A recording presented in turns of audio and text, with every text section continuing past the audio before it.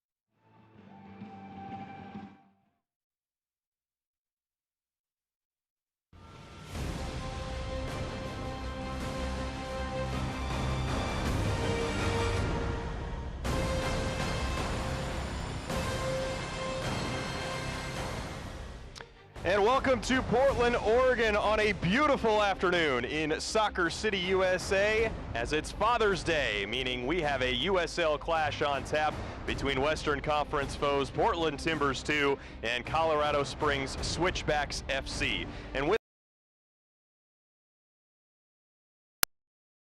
all of you joining us alongside two-time MLS Cup champion and former Portland Timber Nat Borchers, I'm Fletcher Johnson. Nat, T2 come into this matchup off a disappointing result midweek, really hoping to build that momentum back that they were carrying earlier on in the season. Yeah, Fletcher, it's all about rebounding for T2. It was a difficult start for them. They gave up an early goal to OKC. They worked themselves back into the game, but unfortunately they weren't able to get that final 30 minutes right, creating any chances. They gave up another goal, and they end up losing at home at Providence Park. So if I'm Cam Knowles, I'm looking for a rebound kind of a game, better chances, more scoring. Meanwhile, our visitor has been on the road the last couple matches and two very different performances. We're really taken out behind the woodshed by Las Vegas Lights in a 4-1 loss a couple weeks ago. More recently against Swope Park, played very well. You could argue maybe a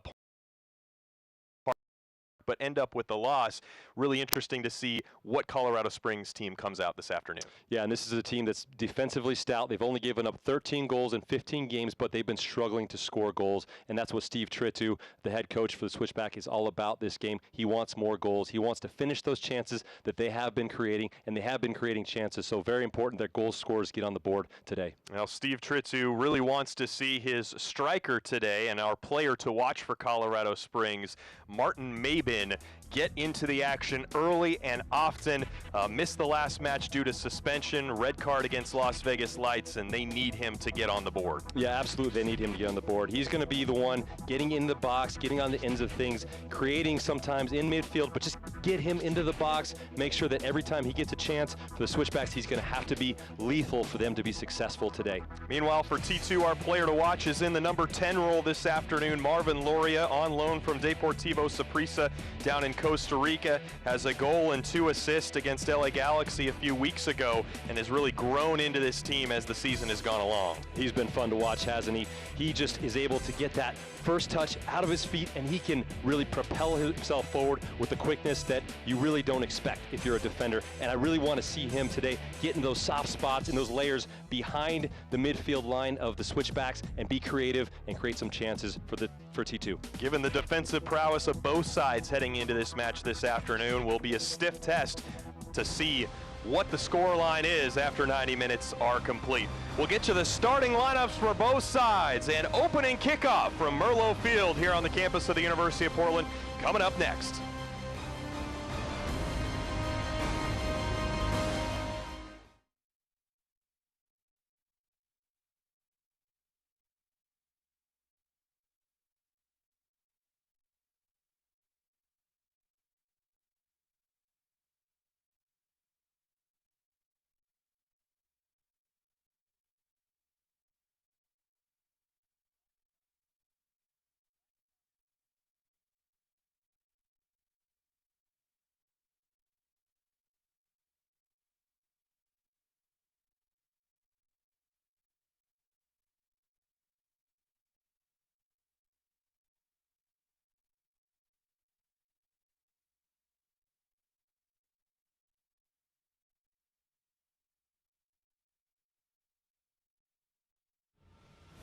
And welcome to Merlo Field once again here on the campus of the University of Portland, just about set for kickoff between Portland Timbers 2 and Colorado Springs Switchbacks FC. Let's go ahead, take a look at the starting lineups, and we'll start off with the visitor, Colorado Springs, who will put out Stuart Sayus in goal, really a player who stood on his head, up for goal of the week after his performance last week against Swope Park, and then Karsten Hanlon will get his start out on the left side of midfield, and another player that really needs to produce for this Colorado Springs side, Nat. Yeah, certainly, and if you look at this lineup front to back, that this is a team that's really brought in experience really to help them out in terms of getting results, and experienced players who have gotten results in other teams around the league, so it's very important for those guys to produce today. All right, we'll run through T2's lineup coming up here momentarily, but the whistle has blown from our head referee, Chapalo Street, and we are underway from Merlo Field on Father's Day. Long ball forward from T2. And the first action of the afternoon for Stuart Sayus. Augustine Williams get the start up top. for T2. The three behind him, Harold Hansen, Marvin Loria, and Derrickson Vuelto. Holding midfielders, Renzo Zambrano, Andre Lewis. And then your back four, left to right, Nathan Smith, Moji Dama, Josh Phillips, and Jimmy Mulligan, who is making his 14th start in the 15 matches, make it 15th start of the season for T2. And I'll be really looking towards Josh Phillips to bring some experience back on that back line for T2. He was missed sorely in that Wednesday game. He's actually played for the Switchbacks, came over there from after last season, and really he just brings a good experienced set of feet to that back line. Good defensive posture, definitely talks a lot, does a nice job in possession, really organizes that back line, very important. And then looking at Derrickson Vuelto, he's got big shoes to fill. He's coming in for Victor Arboleda, who's been unavailable the past few matches, and really he's going to have to make sure that he's creative and dynamic on this left near side for the Timbers, for T2 to really create chances. Colorado Springs with a bit of possession here as they bring it forward. Cut out and picked up by Augustine Williams on the ball forward. He'll lay off to Loria, who will try and find Vuelto making the run into the corner of the box. He's able to get his foot to it. Takes an audacious bicycle kick attempt, finds Augustine Williams though, and he puts it just over the bar with his left boot.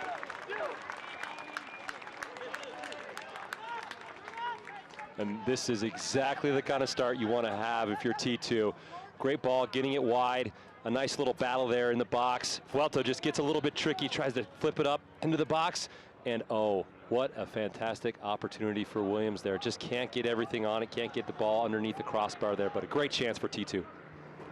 So early opportunity for Augustine Williams as the ball's cleared long. As we mentioned, Portland Timbers 2 coming into this matchup off a tough 2-1 loss to OKC Energy at home as they earn the turnover. Augustine Williams lays off for Loria. Defenders are there, ball still open in the box, and finally Colorado Springs has a chance to clear. Couple great opportunities here early for T2. Coming out much better than they did on Wednesday night against Oklahoma City. Yeah, and you want to see the energy from this team. You want to see that, especially after that OKC. The first 6 minutes against OKC, T2 did not come out sharp, came out really flat. You could feel a goal coming. They give up a mistake, transition goal, and then they're down 1-0 for the first 60 minutes of that game. Great job by Loria to keep possession. Now finds Vuelto, who's offside. Derrickson Vuelto, a player we're excited to see more of, making his third start, 7th appearance for T2 this season, his 4th start in the last 5 matches. Chapalo Street today, assisted by Joshua Hames here on the near side. Seth Martin on the far side, and our 4th official is JJ Blodgett today. Stuart Sayus, the 21-year-old from New York, will get us back underway. Dama wins the header. Picked up by Vuelto. Andre Lewis has featured much more here as of late for Portland Timbers 2. And he knocks it back to Alex Mangles. Looking for Mulligan, can't quite control it, and Colorado Springs picks up possession in the attacking half. See the Switchbacks stepping up a little bit higher, trying to high press. Now it's just a game of high press for both teams. I really like the posture T2 has taken in the beginning moments of this game. They really need to be the aggressors in the game like this. They're at home, have to make sure they put the stamp on the game early. Let the Switchbacks know that it is their home field. Restart in the 5th minute for Colorado Springs. Good afternoon. You're just joining us. Fletcher Johnson and Nat Borchers here with you at Merlo Field on the campus of the University of Portland, just outside of downtown, as we bring a Portland Timbers 2 and Colorado Springs Switchbacks FC. These two teams squared off earlier this year. A 1-0 win in Colorado Springs for T2. That was back on March 24th. And this is the final of the 2 matchups this season to take place between these 2 sides. Ball in, header won by, it was Phillips, I believe, who won the header. And then a foul committed. Vuelto goes down, and T2 have a chance to restart. That was good from the Switchbacks. Talking to Steve Tritu before the game, he talked about bringing in players that can possess the ball a little bit more. And you can see it especially in those two of Hamilton and Schweitzer in the middle there. Look to them to be really controlling the tempo for the Switchbacks, getting the ball switched, getting the ball forward, maintaining possession for this team. On that last play, you could just see it. They had some nice build up there, getting the ball to the middle, get the ball wide, and get those crosses into the box. All over to Phillips.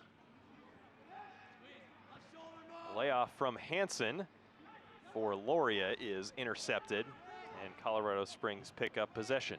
And Hansen's not normally used to playing out there on the wing. He's typically, we've seen him feature as an outside back, so it's going to be interesting to see how he fares in this kind of a game. Is he going to be trying to get out to the touchline, or is he going to be trying to cut in and get the ball at his feet? Probably better for the T2 if he gets out wide and tries to use that speed that he has. Interesting point to note as well, Cameron Knowles hasn't necessarily been afraid to give players different opportunities to play different spots. We saw Lamar Batista play center back all of last season as Colorado Springs brings the ball forward, cross into the box, easily cleared away by Zambrano. But Batista now is basically a left back and has played that position the majority of the year, other than this past Wednesday when he played center back once again. But Hansen came on as a second half substitute Wednesday night against Oklahoma City and played in that attacking role on the right side of midfield, and getting a run out as a starter this time to see what type of action he can produce. As this ball forward for Vuelto finds him, good ball from Mo Jadama, and now Vuelto stands on it waiting for reinforcements to come. Lewis to Zambrano and out wide to Mulligan. And it's an interesting point, though, Fletcher, being able to use the different pieces that you have at your disposal in different positions. And the versatility of some of these players is a nice problem to have if you're Cam Knowles, because you need that throughout a season, especially with injuries, especially with the movement from T2 players to the Timbers, academy players coming up, things like that. Very important to have guys who can play multiple different positions. And in a sense, for the player himself, if he's able to do it, shows that ability to utilize his skill set in multiple ways, which makes him even more valuable to the organization. So eyes are on Harold Hansen today to see what he can do in that attacking midfielder role, as Jadama dribbles it all the way forward and leaves off for Smith. Smith, recovering from a collarbone injury, is back in the 11 here today.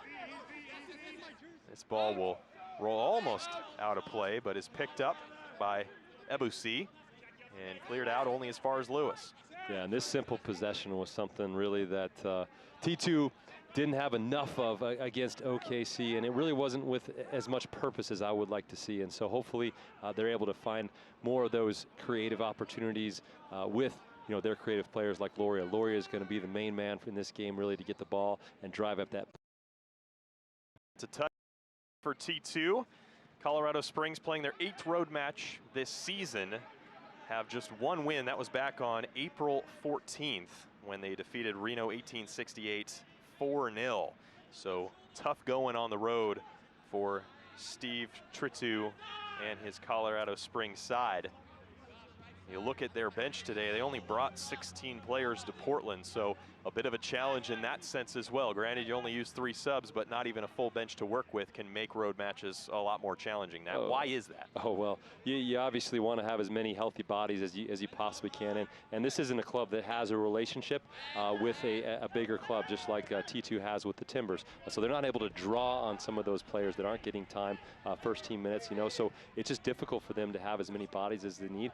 Also, they have the second lowest budget in the USL, which makes things very difficult in terms of traveling players. That's an extra cost, and so very, very difficult. Obviously, I think you have to be impressed with what Coach Tritu has done with the group that he has. Sam Hamilton was fouled by Marvin Loria, and Colorado Springs ball into the box, sitting right at the penalty spot, lays it off, shot taken. Did it take a deflection? I believe it did. Yes, it is indeed out for a corner kick, but the shot came from Jordan Burt, and the first real opportunity of the match for Colorado Springs. And T2 really getting caught here in transition. A good ball across the box from the Switchbacks. Gets the ball all the way out there. Good shot on goal, but not quite on target. That's what you need. That's what Steve Tritu's been talking about, been emphasizing. Got to get those shots on goal for the Switchbacks to be successful. Get that first goal. That's going to be very important for them on the road. It'll be Josh Suggs who leads the team in chances created to send the ball into the box. Headed away by Smith. And now out to touch. Good defensive work by Zambrano to force the ball out of play. Surprising on that last chance, Fletcher, to see so much space there over there on the right side of the T2 defense. Jimmy Mulligan just getting caught there, and then Josh Phillips not able to slide over quickly enough to stop that cross.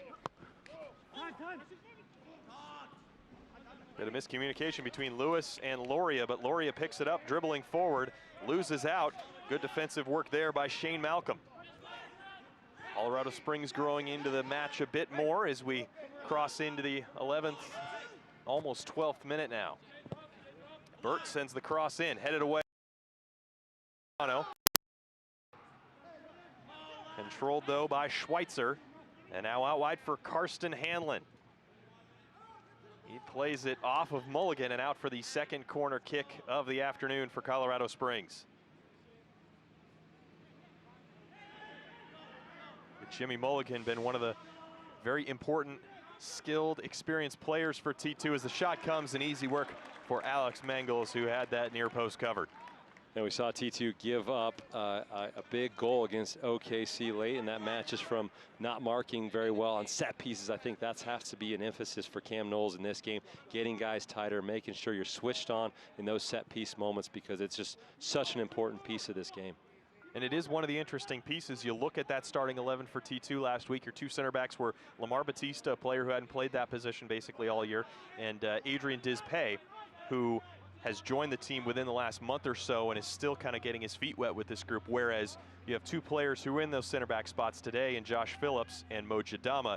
They're much more comfortable in that role and have played there a significant amount of time so far this year. As Zambrano dribbles it forward, will take the shot. It's blocked by Jamal Jack, and Colorado Springs will come the other way. Martin Mabin, his first real action of the afternoon, picks it up in the center circle and lays it off to Taylor Hunter. Now go up for Burt. Little pullback move and eventually lays it off to Hunter, who goes central for Schweitzer.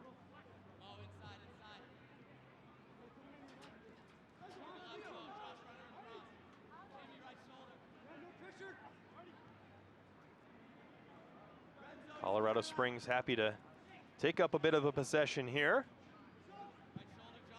as the long switch over to Burt is over his head and out to touch. Just watching the movement here, the switchbacks when they're in possession, so important for them to be able to get the ball over into the wing position and then find those central guys, find the Schweitzer, find Hamilton, and get that ball switched quickly. It makes it so difficult for that T2 block, especially when they're low, to shift over and close down that space.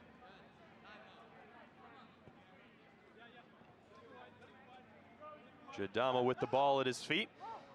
Well, Merlo Field's been a kind place to play for T2 over their 4 years, 3+ years of existence, if you will. 14, 10, and 3 all time at Merlo Field. 2-1-0 so far in 2018.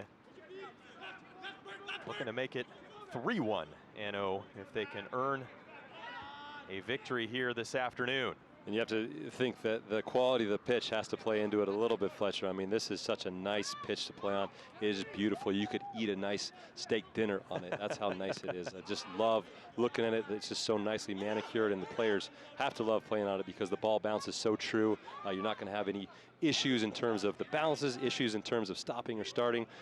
It just, what a great pitch to play on if you're a soccer player. Yeah, and you think of nicest fields in America, you think some of the big stadiums, the Rose Bowl down in Pasadena, California, among others. This is right up there with that.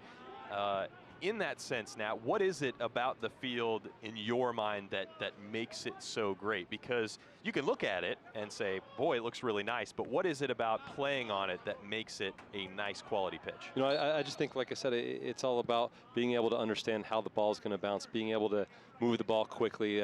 They water the pitch, the grounds crew does, before the game, which is really important, getting that ball skipping, getting it moving around. And then it's a beautiful thing. When you're a player, you're out there, you're one with the game on the field. You know, you love playing on a pitch like that.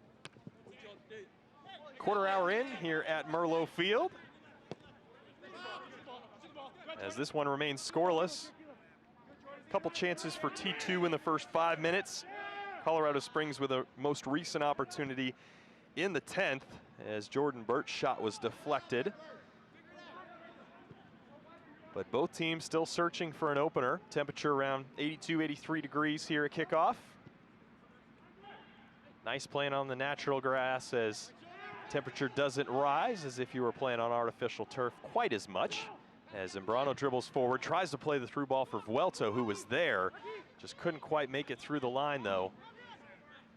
And now the ball at Loria's feet. And the Switchbacks just look really comfortable defending in this low block right now. I think it's going to be important for T2 to really find those cutting passes, find the center of the park if they can, then get the ball wide and get runners into the box. Make sure that Hansen's running in there. Make sure that Loria can maybe get a late run. Williams has to occupy those two center backs as well. So important that he stays high and occupies those guys. Loria will play out to Smith. We'll go back to Jadama. Jadama made a sub for the MLS Timbers against Sporting Kansas City back on June 9th.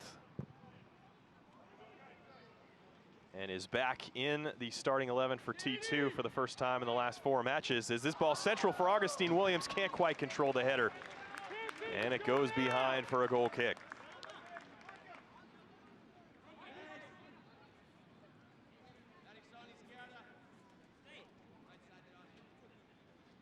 And this is good from T2. It's a switching ball from Jadama all the way over to Milligan. He gets across into the box. Augustine Williams is on the end of it, but that's what you want to see. It was getting a little bit too slow there, playing through the middle, playing it around the back. Jadama makes the decision, gets the ball switched to Mulligan, opens up a ton of space, and then you get a chance on goal. Malcolm bodies Lewis off the ball and now picks it up central.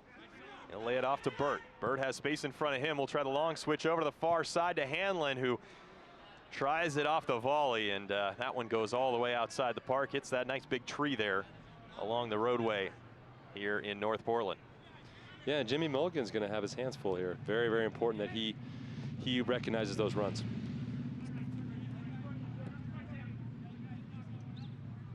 Quick restart by Mangles, and we are back underway once again.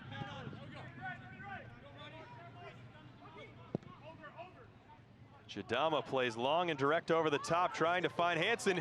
He chips it over the top of Sayus and puts it into the back of the net. Harold Hansen, making just his 5th start in 2018, has put T2 out in front in the 18th minute.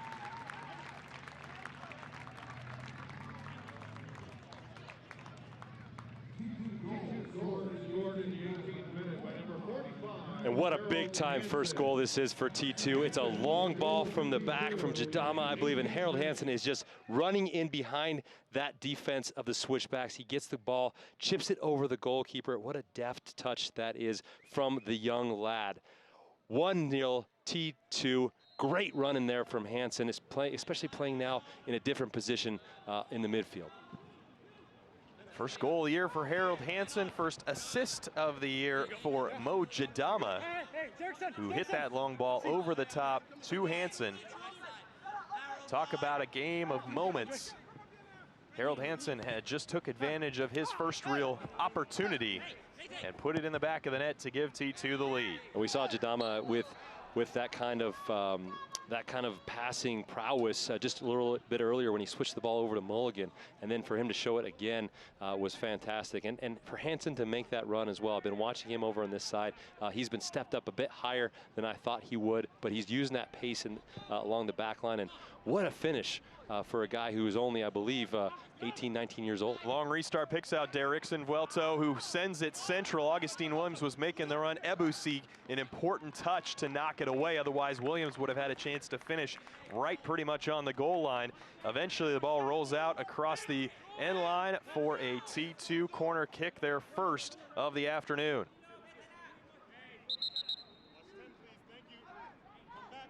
It'll be Andre Lewis stepping over to take. Lewis, the 23-year-old Spanish Town Jamaica native, will strike with his right boot. Puts it in, fizzes it towards the center part, and Sayus comes up with a big save on the Jadama header. Nearly a second for T2. And now Colorado Springs a chance to attack the other direction. They leave it, bad touch though, and Augustine Williams chance to shoot, deflected. An important deflection by Josh Suggs knocks it out for another corner kick. And as we'll see here, Mo Jadama really providing assists and scoring opportunities. Just heads that ball down. It's going to the far corner there, but Sayus does a great job to parry it just wide. T2 will take their time walking over to take this one from the far corner flag. Lewis will play short to Mulligan. Touches it over to Zambrano. And now we'll play it to Smith. So maybe a little bit too quick and not quite the accuracy needed to pick out Mulligan, but T2 remain in possession. Out wide to Loria, who's moved out to that far side. He'll come back central. And Williams comes back to pick it up 35 yards from goal.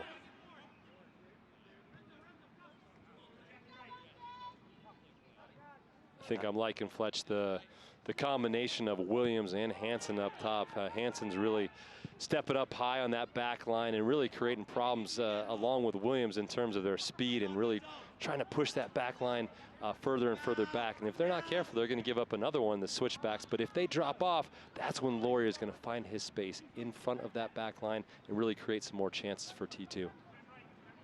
Yeah, you see a goal from a player like Hansen. It makes Colorado Springs have to respect his pace, his ability a little bit more, opens things up for, as you mentioned, Loria. And then Derrickson Vuelto here on the far side has had a couple different opportunities where balls have found him in space and has sent balls into the box. Yeah, and it's important here for T2 to take a breath here. They get the first goal. They've had control of this game. They come out with the right energy, and very important now that they make sure they possess the ball. They move it. They have it with purpose. They make sure they don't give up any silly mistakes like they did, obviously, against OKC, and they're going to be in really, really good shape. And the thing you talk about, even at the highest levels of soccer around the world, that first 5 minutes after you score a goal, T2's been able to maintain the majority of the possession since that goal from Hansen, although here comes Jordan Burt, who lays it off for Malcolm. He'll play out to Hunter, defended by Vuelto. Central for Burt, and then Renzo Zambrano called for the foul as he was able to knock away the pass from Burt, but caught him on the way through as well.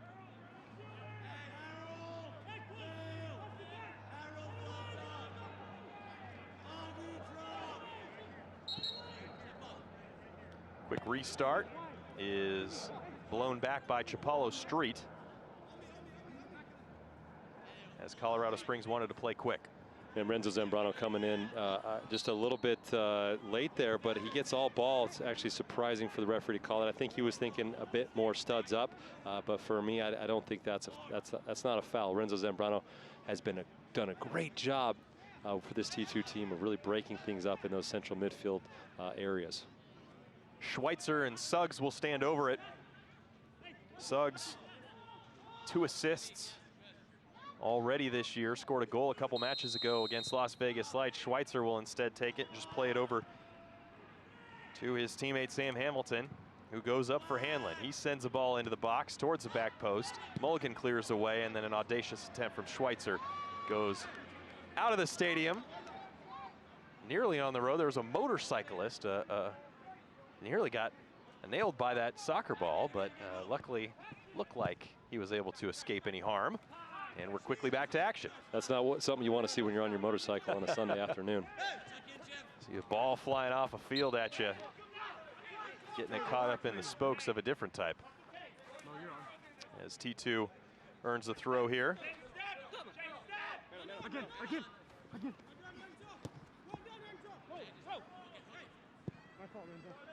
Chadama plays over to Mulligan. He'll go long over the top for Hansen, who's behind the defense once again. This time, though, Jamal Jack over to keep Hansen from getting a good look. And it'll be out for the 3rd corner kick of the afternoon for T2. As get a look there at Steve Tritu, Nat, someone who you're very familiar with, played in the 1990 World Cup opener for the United States against Czechoslovakia, which really changed the course of his career. Yeah, certainly did. And he was my first assistant coach. As a young professional, I learned a lot from Steve in terms of the nuances of the game as a center back. And we'll touch on that more as Loria's corner comes in. Nearly able to get Augustine Williams on the end of it.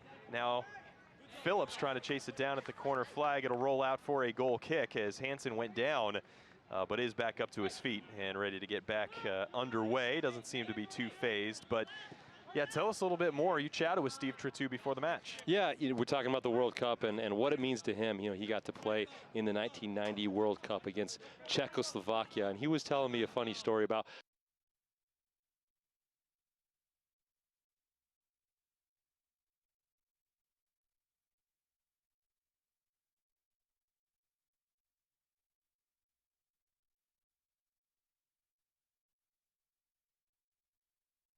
guys are huge in the tunnel. He just couldn't believe the size of them, and they obviously went on to lose that game. I believe it was 5-1. He said it was a really tough match, but to be able to play at that level, to be able to play on that stage, what a fantastic experience. He's watching all these games, as are you and I right now. It's just so much fun to be a soccer fan. It is, especially with the news that, 8 years from now, we'll see the United States, Mexico, and Canada hosting the World Cup in 2026.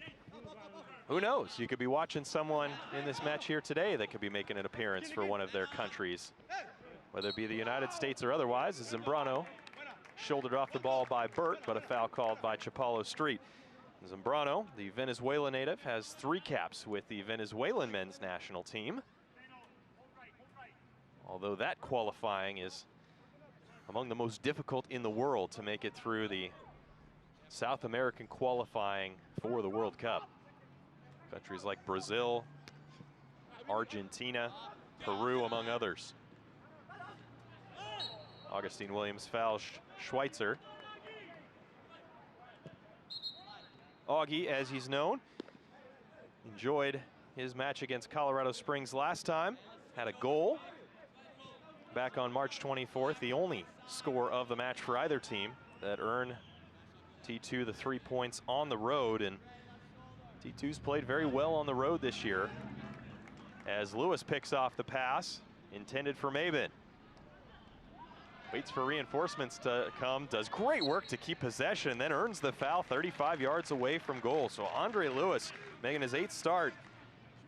Very well to keep the ball in and around 3 Colorado Springs defenders and earn his team a free kick. Yeah, he does really well here. He's been asked to fill in for Eric Williamson, and I really like what he does here. Really just gets the ball, gets that first touch, keeps it a little bit, and then just takes the foul from the defender. I think that midfield of T2 has been so stout this year, and really, with Zambrano and Lewis and Williamson, really have controlled a lot of the play, broken up attacks from opposing teams. The possession game has been very good, as opposed to last year. It just wasn't as good. This year with those players, it's been very, very good. Andre Lewis and Marvin Loria both standing over the ball. The whistle comes from Chapalo Street, and it will be Loria to strike. He goes towards the back post for Phillips, gets his head to it, and it goes out for a goal kick. Phillips headed it down, and then it took a deflection or two. Chapalo Street said it came off Phillips last and ends up in a Sayus goal kick. Quickly back to action. Hunter will switch the point of attack over to the far side to Hanlon. Back across midfield, T2 have numbers back, so Colorado Springs will go ahead and take a bit more possession instead of attacking forward.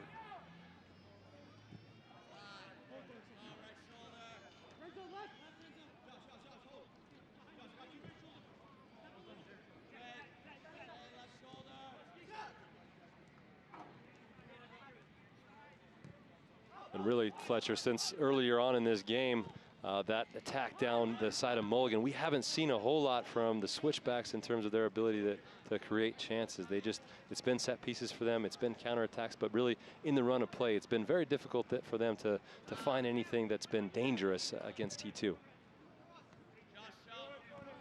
T2 have been very stout defensively as Phillips tries to send Hansen through once again. This time, though, it's Suggs who clears out to touch. Mentioned the defensive success T2's had this year. They're 8 clean sheets through 15 matches, lead USL. And they've done it with different goalkeepers, different defenders, and Cam Knowles will tell you it's a whole team effort. The way that they've seen some of their attacking players come back and defend to hold on to 1-0 leads so far this year, 2-0 leads, 2-1 leads, has really impressed him. And I mean, realistically, it's a big part of why T2 find themselves with 8 wins to just 5 losses and 2 draws. Yeah, certainly, and it's that defensive mentality that's so important. As you'll see here, a nice battle developing here between Jadama and Mabin up top, and they really are battling right there. Obviously, Jadama has forced to take Mabin down at the last moment, but gotta like that between the center back and the center striker.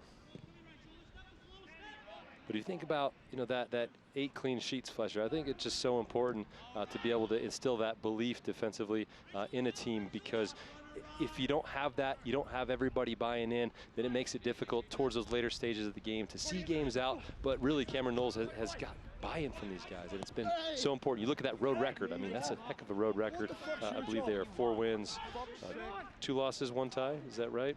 I believe so. Really impressive stuff. I mean, for a team that only had 7 points on the road all of last season, to have that in your first 5-match road stretch, basically, to start the year, as T2 did not play a home match for. Really impressive, and really, you talk about that belief. Getting results on the road, I can imagine, only helps gain that belief even more, as Smith gets it caught up under the spokes, but gets it back. And if you contrast that with this Switchbacks team, they've obviously been struggling. They only have 1 win on the road, and really the way to get into the playoffs, the way to show that you're an elite team in this league certainly is getting results on the road. And it just comes with that mentality, that battle, that belief that you can see things out. Hunter gets a talking to from Chapalo Street after the whistle blew, sent the ball back down towards Alex Mangles. Just a warning from Street, though, as Phillips' ball forward finds one of his former teammates in Josh Suggs. Josh Phillips played with Colorado Springs previously. Spent 3 years there, making 73 starts and 75 appearances.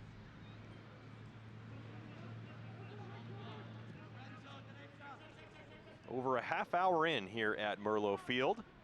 Harold Hansen's 18th minute goal, the lone strike we've seen so far. T2 certainly with the better of the opportunities throughout the course of the first half, though. Zambrano picks up the loose touch, but is eventually dispossessed by Suggs, and then fouls Suggs just inside the defensive half.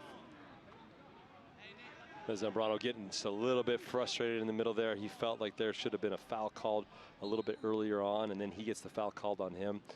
Very important that these guys keep their composure.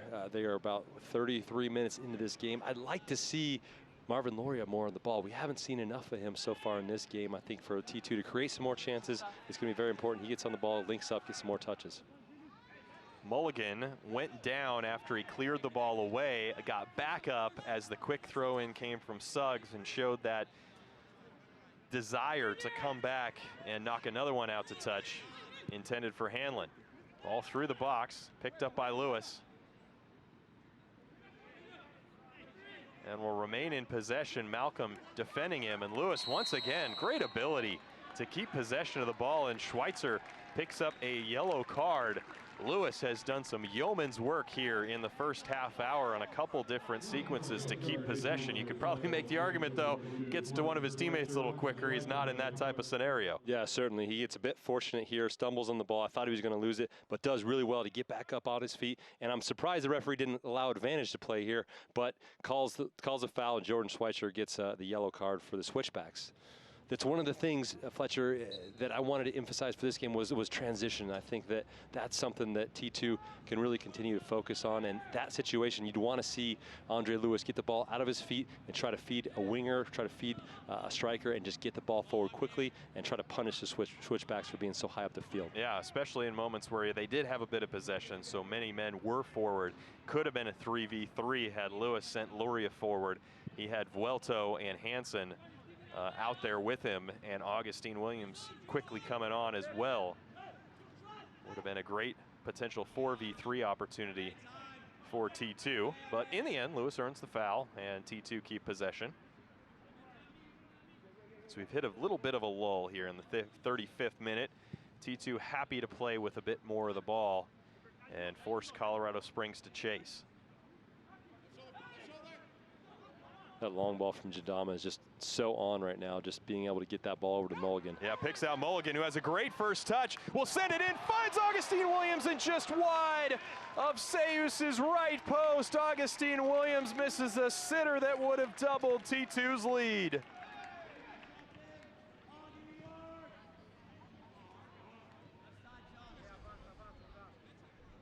And now T2 must come back quickly.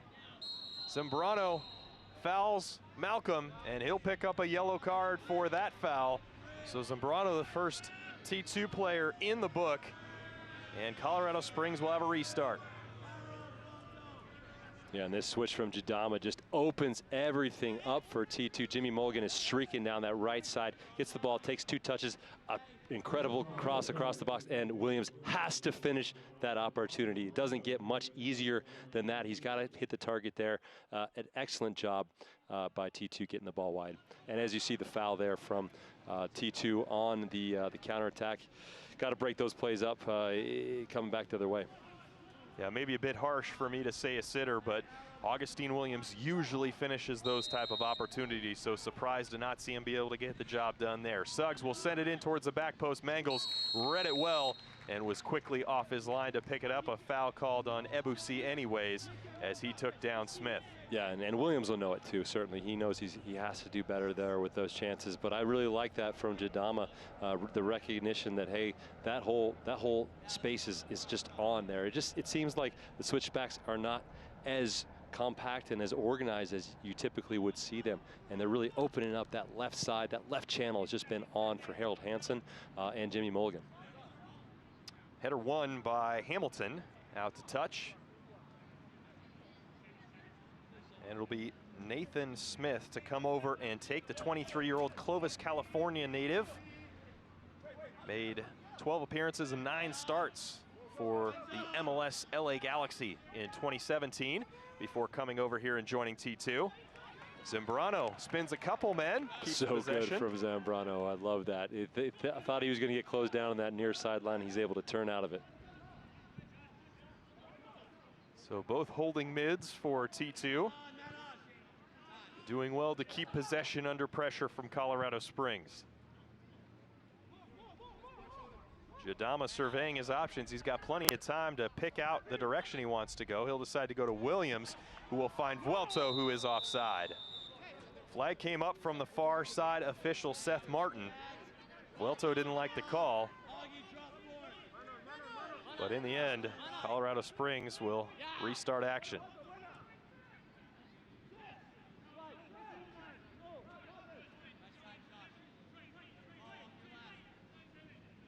Schweitzer, one of the holding midfielders for this Colorado Springs side, back to pick it up.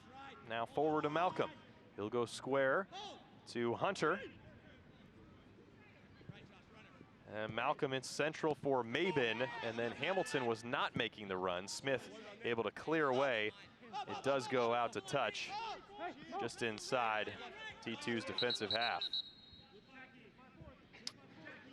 And Steve Tritu will be a bit disappointed with Mabin so far this half, just not able to find his feet very often, not able to get any service into the box. I think, his teammates really need to do a better job of finding him. He needs to do a better job of just finding that space, getting more touches on the ball, and being more active in this game. And Colorado Springs, as we mentioned, only bringing 16 players, as Hunter will send the cross in to flex off Zambrano for a corner kick. Switchbacks FC will have. This will be their 3rd of the match. Still searching for that goal scorer. He says, our defense is playing well. They did again last weekend, but the final product isn't there. And the challenge for Colorado Springs is you have Mabin in the starting 11, but you're missing Vercoloni. Luke Vercoloni, the 5'9", 26-year-old midfielder who has 4 goals, leads the team in goals scored this season, isn't on the trip, has an injury.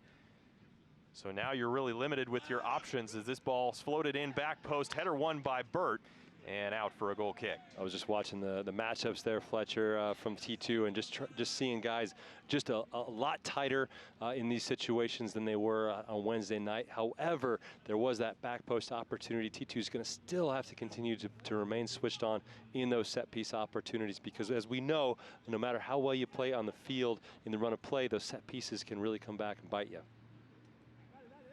Just about 5 minutes left, plus stoppage time here at the end of the first half.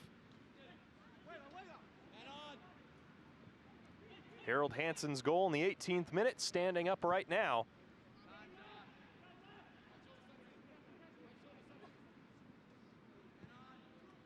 As T2 will look to add another and at the very least make sure they keep Colorado Springs off the board here before the break. There's Loria really having to come back and really get into this game by coming back to the ball, which is okay sometimes. You know, you have to, as a number 10, you have to sometimes come back, get the ball. Hamilton and Schweitzer are doing a great job of keeping track of him, denying service into his feet, but he's going to have to build himself into this game again if we want to see some more chances from T2, or the space he doesn't occupy, somebody else is going to have to step up for T2 and make some of those runs. Really interesting as you watch kind of this match play back and forth. Colorado Springs, when T2 does have possession moving into the attacking half, really play with a back five. But then when they move numbers forward, they really just do leave their two center backs back there, which creates potential opportunities for T2 if they're able to gain possession to hit Colorado Springs on the counter. And as a player, I always wanted to make sure that we were not even numbers. We were always one number up in the defensive end of the field. And so whenever you push numbers forward, I always wanted to have one extra player just in case something happened. If we were ever even numbers, it was like the hair would stand on the back of my neck because I was always worried about something going wrong. Paul takes his one little slip, one trip. And then that 1v1 quickly becomes 1v0 as Hansen will chase this one down once again behind the defense. Corner of the box, dribbles inside, defended by Jack. His cross is cleared away by Suggs.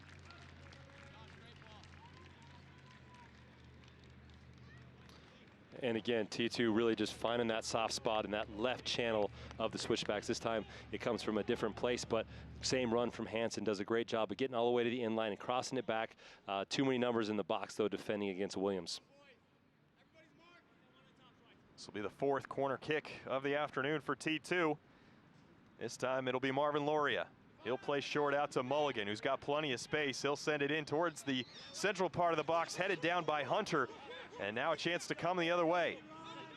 Ebasi loses out to Mo Jadama. The center back battle between those two is won by Jadama, and T2 quickly back in possession. Yeah, Jadama's done really well this half. He's done a great job defensively organizing that back line, doing a good job primarily with the defensive work, and then offensively he's been the one that is providing some of that service, switching those balls, switching the point of attack. And on the Harold Hansen goal, he was there. He was the one who played that ball in behind. And Hansen, his layoff for Zambrano picked up as Jack tried to come out and gain possession. Now here comes Welto, corner of the box. Plenty of space in front of him. Defended by Ebasi, takes a shot, and it's parried away by Sayus, and eventually cleared away by Ebasi. Only as far as Bird, it goes back to Ebasi, and now he will just pump it high into the air. Wind blowing a bit here. Smith able to keep it in play, but now to Mabin.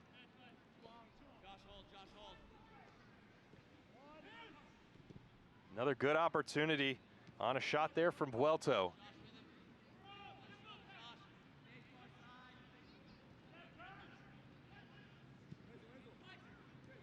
Just a minute and a half plus stoppage time left here at the end of the first half as the offside flag goes up.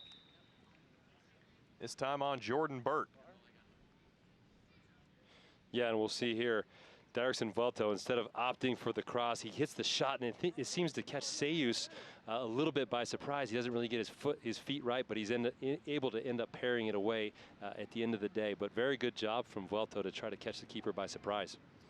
As you look at Mo Jadama, the 6'1", 24-year-old from Sierra Kunda, the Gambia, was previously with Tulsa Roughnecks. Made 31 appearances for them in 2017 and has really come over and been a bit of a lightning rod, bringing that experience that Cameron Knowles talked about that has really helped this side find success in USL this season. And watching him playing with the Timbers, we saw him the other night. I believe he was playing in the Kansas City game. Did an excellent job of going unnoticed. And what I mean by that, he was playing right back, just was really comfortable on the ball, did everything defensively he should have.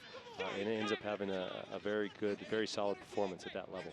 Hevesy fouls Augustine Williams down near the corner flag, about 4 yards inside the corner flag, so basically be a corner kick unless Chapala Street will bring it back out to where the initial foul occurred. Williams was fouled about 3 times on the play, so it'll come out just outside his near side corner of the 18. Dangerous chance to swing at a ball in front of Sayus. We're into stoppage time, just a minute here at the end of the first half, as Lewis and Loria stand over it. Waiting for the whistle of Chapala Street. They'll go over and have a talking to with Jordan Burt and Augustine Williams before we get back underway. What a way to end the first half this would be for T2.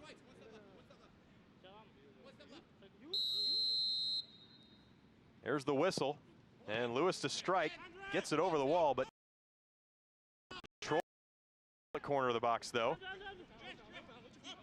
Deciding where to go, he'll leave for Loria, and it will be Mabin who plays it back out across his own end line for a corner kick. Yeah, and this is good follow-up from T2, just continuing the pressure. It's the end of the half. You want to make sure the ball is on this side of the field, not the other side of the field, especially when you're seeing out a 1-0 opportunity to go into halftime up a goal. Loria will send it in over the head of Augustine Williams, cleared away, and the whistle, no, will not blow for the first half. Chapala Street was ready to blow it, and now he will, as Jadama plays it back for Jimmy Mulligan. Well, Harold Hansen got the goal in the 18th minute, and that has Portland Timbers 2 out in front at the break. We'll come back in a bit, give you the first half highlights, and look back at the first half as well. But T2 trying to erase the memory of a tough defeat at home on Wednesday are 45 minutes away from 3 points here at Merlo Field this afternoon. We'll be back in a bit. Portland Timbers 2, 1, Colorado Springs Switchbacks 0 at the break.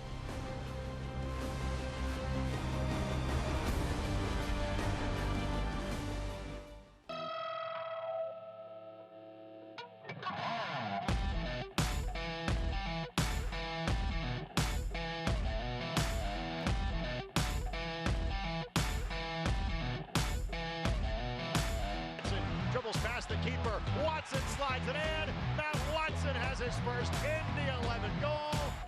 Third time be the charm. It is for the Indy 11. Carlisle Mitchell. It is first goal night. Hoffman cuts it back to Ledesma. Shot and a goal. Richard Ledesma with his first career goal. Tim Bacchus with the save. That was all Cicerani. Kudik with the finish. 1-0 FC Cincinnati. The box, the header, and a big save by Dykstra. Inchoff with the swing. Pickens upstairs to deny it. From Tobin to find Miller. Miller's going to crank one over. Rios is there. Oh my, punched away by Newton. Scored on one this year. Jordan, Goal! Levitt. Here's a shot. And it's shot. And it's score! Leon Taylor, welcome to the home pitch. She is shot in, a great save by Stuart Sayus. For Aguilar, left-footed ball to goal, saved by Rawls.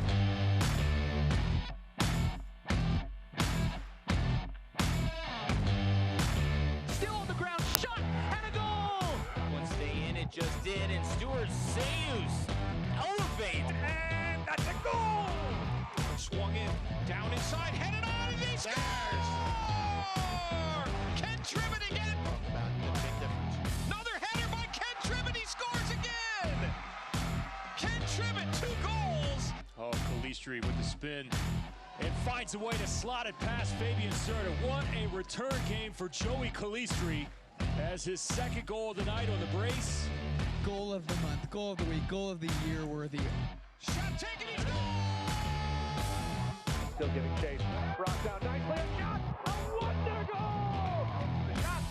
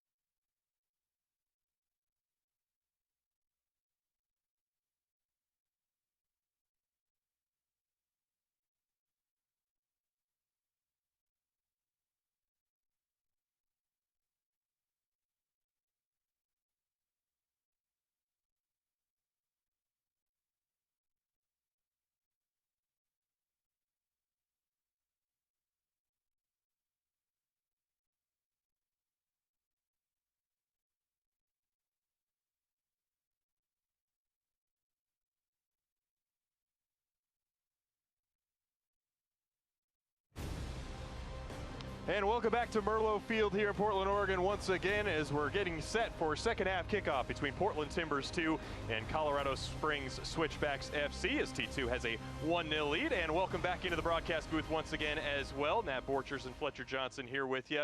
Nat, first half in the books. It was a solid half from T2 looking to erase the memory of that disappointing performance on Wednesday. Yeah, Fletcher, I was really impressed with the energy that T2 brought to this game. They really needed it to rebound from that OKC loss, and I really thought they just did a good job of creating chances in that first half off of their movement and off of the speed they had up top. All right, let's go ahead and take a look back at the first half highlights. Things started very early for T2 as they nearly got on the board in the second minute thanks to Derrickson Vuelto and Augustine Williams. Yeah, just some creative play there from Derrickson Vuelto. Pops the ball up to himself, gets a cross off. Williams a little bit unlucky not to get that on frame. We move 8 minutes later, and it was a chance for the visitors, Colorado Springs' Jordan Burt. Yeah, and this comes off of being exposed on that right-hand side. Mulligan nowhere to be found. A good cross across the box for the Switchbacks, and then Burt just needs to put that on goal. It gets deflected, I think, a little bit and goes wide. Keeping with the theme, 8 minutes later, it was a long ball forward from Jadama that found Hansen. Yeah, I love this angle right here. Hansen making a brilliant run forward. Jadama just with a lovely ball out of the back, crosses over all the lines, and Hansen there with the clinical finish, 1-0 T2. T2 had a few more opportunities the rest of the half, but in the 35th minute, it was arguably their best, as it was Augustine Williams on another long ball forward from Jadama. Augustine Williams nearly found the back of the net courtesy of Mulligan. Yeah, again, it comes from Jadama with a switching play right there. Mulligan this time finding that space in behind the Switchbacks. A great cross, and Williams has to do better with that chance. So T2 certainly with the better of the opportunities, 9 shots to 6 in favor of the home side, and the majority of possession as well. Colorado Springs looked a bit lethargic in the first half. 8 days rest since their last match. T2 looked like the more energized side, even though they played midweek. Yeah, and for the Switchbacks, their best opportunity really came off that Burt chance. And since then, really haven't seen them find any creativity, find any T2. So I'm interested to see what Steve Tritu does in the second half to really inject some life into his team. Teams are back out on the field. They will, of course, switch sides. As you look at T2, the 11 joining for their pre-kickoff huddle. A group that you look at the way last season went, and not to dwell on it, but it was disappointing. So many youngsters as a part of that group, though, and they've really kept some of that core intact, but they brought in experienced pieces like Josh Phillips, Jimmy Mulligan, among others, to really provide some stability in this side. Nathan Smith, another guy who Cam Knowles speaks very highly of. And it's really worked well so far here in 2018. Yeah, and with any team, Fletcher, it's all about the dynamic, right? You have to get that right. It's not all about having only young players, only old players, only this or that type of player. You have to get the blend right. And it seems like Cam Knowles really has brought in the right players, and he's got that blend right. And you can really see the results coming on the field because of that. The experience being there with the youth, with the speed, with the solidarity in the back line. And the defensive mentality, I think, for me, has been the most impressive turnaround from last season. As we wait for Colorado Springs to get ready, I don't believe we've had any substitutions here at the end of the first half.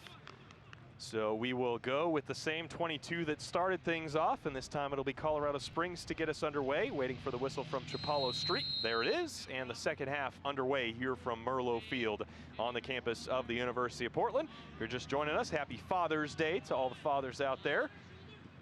I know I'm looking forward to the you a father as well. Anything planned as the ball goes out to touch here early in the second half? Well, happy Father's Day to you, belatedly, Fletch. And my wife and kids are actually at this game today. I'm hoping post-game we're going to be able to get on the field, maybe kick the ball around a little bit with my little guy, my little girl. There you go. Nothing wrong with that, especially on a beautiful day that we're having here in Portland today. A couple little soccer players following in Dad's footsteps. We'll see. You know, it's all it's all about what gets them excited, gets them up in the morning. I don't know if I'd want them to go through what I went through. There's a lot of ups and downs in this business. No doubt about it. Here comes Josh Suggs' corner kick, and the header won by Jamal Jack, but he can't put it on frame, and it will roll out for a goal kick. Jamal Jack, a player that Steve Tritu spoke very highly of before the game today, just saying that he has got a presence to him. He's just done a great job on that back line of controlling things, and you can see from their defensive performances, they've done a very good job with him in the lineup. The USL's official Twitter feed keeps you up to date with news, live game updates, and highlights from around the league 24/7. Follow at USL on Twitter. So Colorado Springs, important here really in the first 5 to 10 minutes for both sides to gain traction after the break, right? Yeah, certainly. And I'm looking at this Switchbacks team, and it looks like they made a little bit of a tactical change. It looks like Bert's coming inside and Malcolm's moving outside there. Probably get a little bit more speed there, a little more pace on the outside wing, and see if they can create something down the middle there with Bert. And I expect to see some more energy from Colorado Springs. They just lacked that in that first half, certainly. And for T2, they have to continue to do what they were doing, and they need to hopefully continue to look for Loria. I think he's a key piece in there. But those counterattacks, those long balls were very well done by T2 in the first half. Colorado Springs, as we mentioned in the first half, struggles on the road, just 1 win in 7 tries. Doesn't necessarily mean they can't get it done on the road, though. Oklahoma City on Wednesday were able to earn a result against T2. But Portland has certainly deserved the goal and the lead with their performance so far through 48 minutes. And they've proved they're the home team. That's what you want to do when you're at home, is say, look, this is our house. You're not going to get out of here with any easy points by playing here. You got to make sure you come and you bring your A game, and the energy has to be there for the home team. The energy, the fight, and it has been, and then the quality's also come out for T2. Yeah, the couple losses that T2 have had at home this year on the wrong end of 2-1 results, but outside of that, they really have dominated their opponents, whether it be at Merlo Field or Providence Park, outscoring their opponents almost double, 15-8, now 16-8, with the goal today in the first half against Colorado Springs. As foul called there on Malcolm as Smith rose rather to win the header. Yeah, it looks like the Switchbacks are just taking a little bit more direct route this half, trying to get that ball forward, lumping it forward, get those numbers advanced and try to create an opportunity. There's that long switch from Jadama to Mulligan, although this time he can't quite control it. And as it goes out to touch.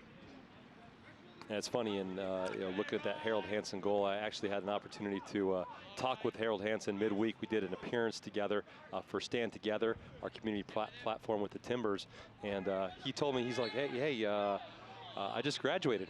I said, graduated from where? College, right? And like, no, just graduated from high school. Like, you're kidding me. You just graduated from high school. The kid is only 18 years old, born in 1999, which was the same year that I actually graduated high school, funny enough. And I'm thinking to myself, man, I am way, way past it, because this young kid has got his whole career ahead of him. He's already playing at a high level, at this age, and he just graduated high school. So congratulations to Harold Hansen on graduating and for getting this goal today. Well, it shows the blend as well here in America of maintaining your studies, maintaining the education, while also playing professionally and trying to make soccer your full-time profession and the job you get to do for years to come, just like you did, Nat.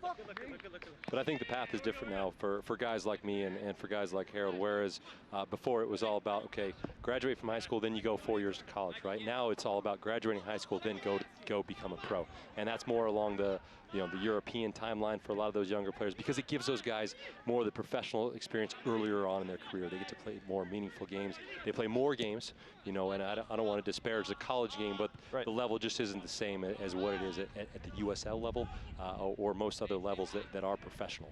And one of the points to make as well, if I'm not mistaken, is the college season's only about 3 months long, 3-4 months long, whereas playing professional, you're playing for 7-8 months. So that grind is a whole lot different, jumping from the college to the pro ranks. It certainly is, and then you need extra games. You need the wear and tear in your body. Jordan Burt dribbles central, takes the shot and finds the back of the net. He beats Alex Mangles, who was diving to his left. Jordan Burt has leveled the tally in the 51st minute and picked up his 3rd goal of the season.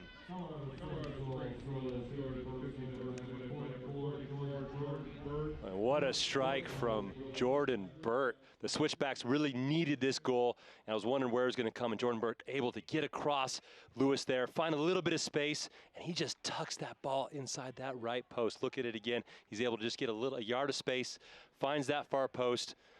Nothing that Mangles can do about it. The game is all tied up 1-1. Nice work from the Switchbacks. And game on here at Merlo Field. Colorado Springs didn't seem to possess a whole bunch of energy in the first half, but you better believe that goal will give them some energy. T2 will want to think back to some of the good moments they've had here in this building this year already, as well as the bad one. They led 1-0 at halftime against Reno, lost 2-1, giving up 2 goals in the second half, and they'll have to pull on some of their experience to make sure that they pick up their game here, having given up the goal early on in the second half. Yeah, and that's what you want to see after a halftime talking to. Steve Tritu obviously came in, had some words for his team, made a tactical adjustment, bringing Burt inside and pushing Malcolm outside. It paid dividends already, so obviously something you want to see if you're a head coach. Here's Vuelto, who drops it to Lewis, plays square to Zambrano. Out to Mulligan. First touch a bit heavy, but able to control. In front of Hanlon, and now goes all the way back to Mangles. Watch to get exclusive video content and photography from across the USL. You can do that by following the league's official Instagram account at USL Soccer. But it is certainly game on here, isn't it, Fletcher? You know, you think that maybe you get the next goal and things can change, and then you give up that next goal if you're T2, and now it's 1-1. Now it is totally game on. Going to have to be very careful to see who scores this next one. Here's Burt in the box again, this time shielded off the ball by Smith after getting it caught up underneath his feet. Vuelto trying to release Augustine Williams, plays the ball on the ground. Williams wanted it over the top, but a bad pass from Ebasi sends in Loria. He's got Augustine Williams on his left. Williams gets around his man into the corner of the box. He's got Loria and Hansen as reinforcements. Waits on it and now plays it out. It was deflected off of Ebasi, so it will be a T2 throw, but looked like it could have been so much more. Yeah, and this is just sloppy here from the Switchbacks. Give the ball away. Loria gets the ball out wide, and that little play right there, Williams not able to get the ball on goal, has to hold it up a bit, and the Switchbacks are able to recover. Opportunity missed for T2. Ball was sent in to the box, but easily cleared away by Colorado. Hansen tries a glancing header to put it into the path of Augustine Williams or Marvin Loria, unable to do so though, and it's straight back to Stuart Sayus. And it's been a little bit sloppy from both teams here in the early stages of this half. A couple of easy giveaways from both teams, and you have to think that you know, you're going to capitalize on some of these mistakes as the games goes on if you're going to make those little passing mistakes. Smith headed up into the air. Back to Jadama under pressure. Tries to chip it around and find Smith. Couldn't get it around Malcolm though, and out to touch.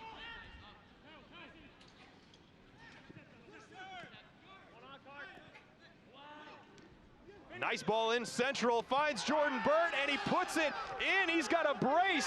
In a matter of 5 minutes, Jordan Burt has put Colorado Springs in front.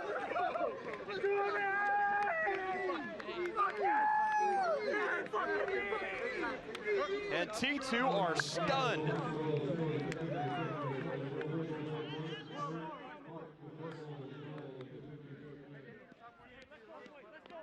And the Switchbacks will be very happy with this tactical change here. Look at the movement from Burt here. Makes the run, just a little touch there, goes between the legs of the defender, and bam, he just finishes that thing.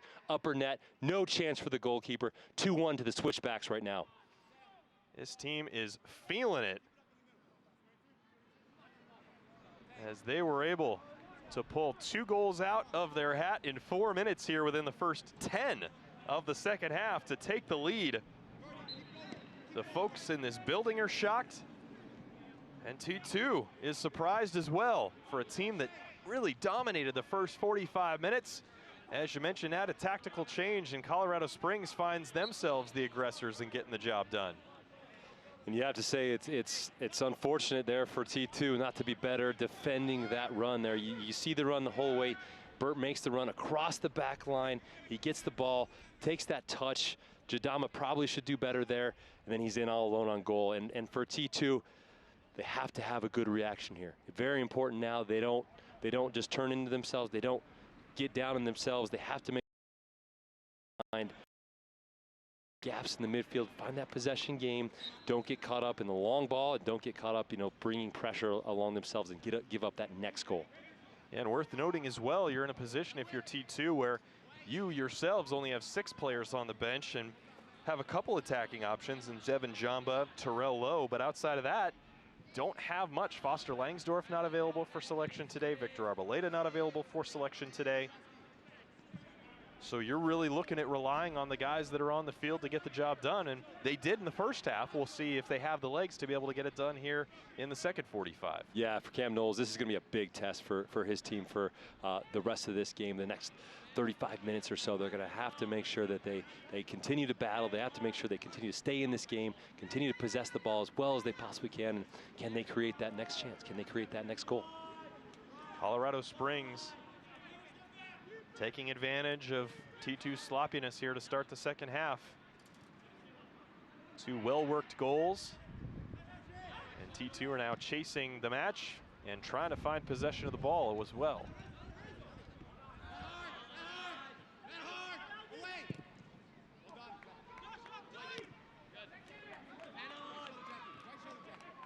Headed away by Phillips. And Zambrano plays to Mulligan. What we haven't seen that yet, Fletcher, in this half is that run in behind. That was just so successful in the first half, and T2 hasn't gone back to that. The Switchbacks are still holding the higher line. There's still opportunities to get in behind there. They're not getting down in the low block, the Switchbacks. So there is still that opportunity to play in behind, soften up that back line, and then your possession game can really, really jumpstart. Select is the official soccer ball of the USL. For the latest Select products and special offers, please visit www.selectsportamerica.com. Receive free shipping on orders over $50. Phillips header straight up into the air in front of Maybin. Chases it down. Tries to clear, cannot do so, and then he's nutmegged by Hamilton trying to find Maybin. Now Maybin knocks it out for a goal kick. You look at Jimmy Mulligan there, the 26-year-old Medford, New York native, made 48 starts with the New York Cosmos from 2014 to 2017, and has started 15 of 16 matches this year for T2, missing just the San Antonio match a couple weeks ago at the beginning of June. And he's been an engine out there on this right-hand side, hasn't he? He's just been up and down. He's started, I believe, every single game that T2 has played this year, which just really speaks to his consistency. And he's done yeoman's work in terms of the work rate and does a great job in possession as well. Makes good decisions going forward. The kind of guy that you want to rely on, and the kind of guy that's made a difference in this T2 results. Helped create a great chance for Augustine Williams to try and find the back of the net. He was unable to, as Sayus was out of position. This ball finds Williams. Tries to touch it to Loria, cannot do so as it was behind Loria, and then Suggs beats out Mulligan for possession. Now Phillips tries to play it forward. It's out off him. Deflected it initially and earned his team the throw.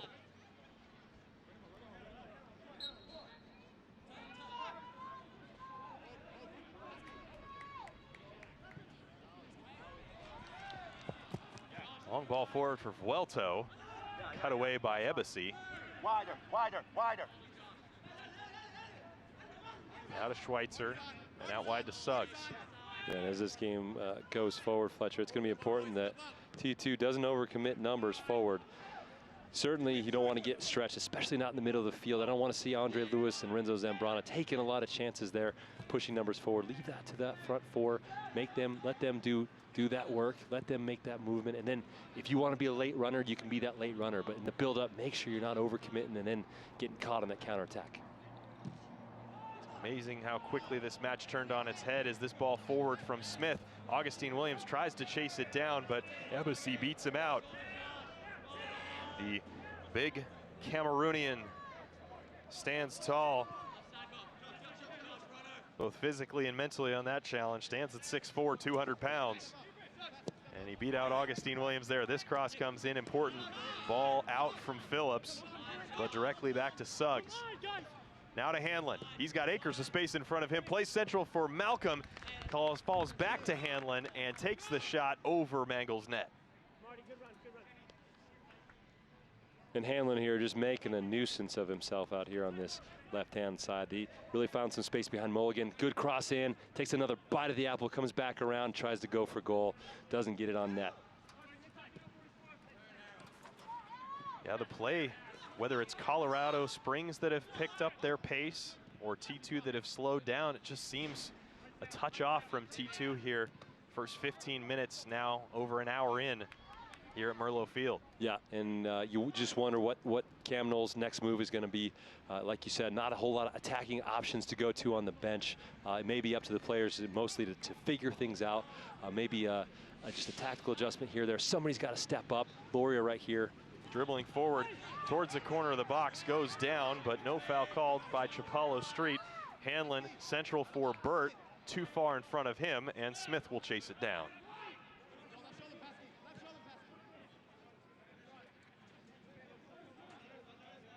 Now to Zambrano. Zambrano, heavy first touch. Tries to poke it to Augustine Williams, but Hamilton easily cuts away. And now here's Hanlon, has a ton of space in front of him as Zambrano comes over to cover. He'll play central in between the two men he had, Mabin and Hamilton. So a bit sloppy here as we hit the hour mark from both sides. Now Hansen, who's been quiet so far here in the second 45, he'll dribble forward. He's got Vuelto, plays him in, flag comes up. Didn't finish anyways, but the flag came up on Vuelto, who was trying to hold his run, but could not do so. And it ends up in an offside. It's not bad here from Harold Hansen. He cuts inside, runs at this back line. I like to see that from a young player, especially one with the pace that he has. And look at this run here. Waits to play. And that one is very close. We can't really get a good look at it from this angle, but that is a close call right there. And I really have to admire the timing of the run and the timing of the pass here from Hansen. I thought he was going to wait just a half a second longer, but he played it at the right moment.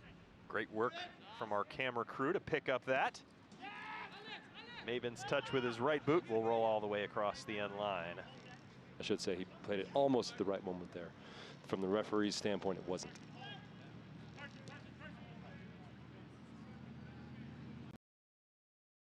Colorado Springs, this would be a huge result for them. This is a club that's in their fourth year of existence, made the playoffs each of the previous 2 years, but failed to make the playoffs in 2017. As Zambrano forced out to touch. Colorado Springs, a club that had a lot of success right off the bat in USL and then really struggled last year, just missed the playoffs, and have found themselves in a very similar middling position this year. And they brought back a lot of the guys that were a part of this club back in 2015 and 2016 to try and find some of that mojo, chemistry, and excitement that they had early on in their USL careers and existence. Yeah, and as I said in the first half, Steve Tritu has done a commendable job, especially given the budget he's on, being the second lowest budget in USL, and the fact that there is no relationship with you can get more guys available for selection and have some more bodies. Right now, only being able to travel 16 guys literally limits your options, especially when you go to the bench to make changes. So it'll be a Colorado Springs throw for a group that's 5-8-2 right now on 17 points, which is tied for 9th in the Western Conference. Loria dribbling through the center circle will play out for Smith. And for T2, you have to think, wow, if they drop this one, that's big. That's two home games they've dropped. You know, where are they at right now mentally? I think they really have to fight for this one. Even if they do drop points here, they have to show some fight, some energy in these last 25 minutes or so. Ball is played out for a corner kick.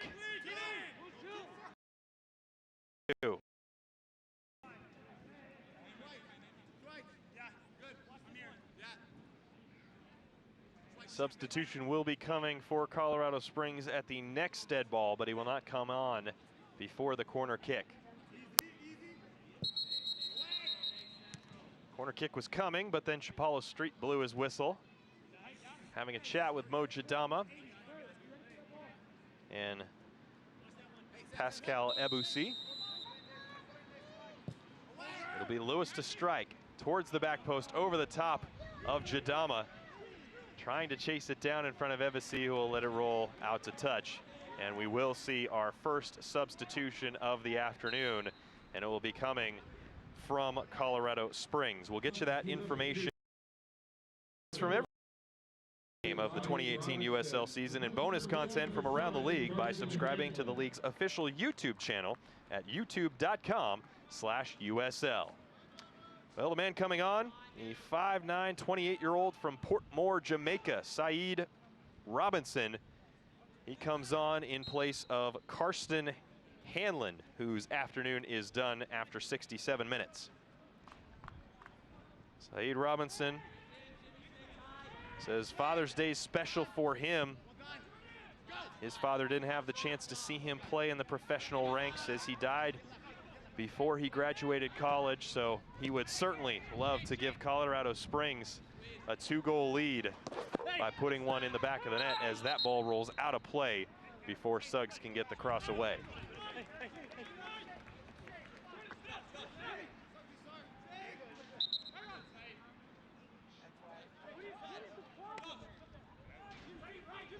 Well, Steve Tritu would have liked to seen more out of Karsten Hanlon, the man who came off for Saeed Robinson. But he's happy with the 1-goal lead, although not happy with Chapalo Street right now. Saeed Robinson will come over at the behest of Chapalo Street, have a chat with Jimmy Mulligan and Robinson. This will be a drop ball that Robinson will play back to Mangles. Good sportsmanship there. Not really quite sure what happened, if the referee got that one wrong or how that one went out, but at the end of the day, T2 gets the ball back. And I have to say, Fletcher, Chapalo Street, what a name for a referee. It's fantastic. I've never heard of a referee with a name like that. Yeah, no doubt. It's unique. I don't hear a lot of other Chapalos out there, I would imagine, maybe in Central South America.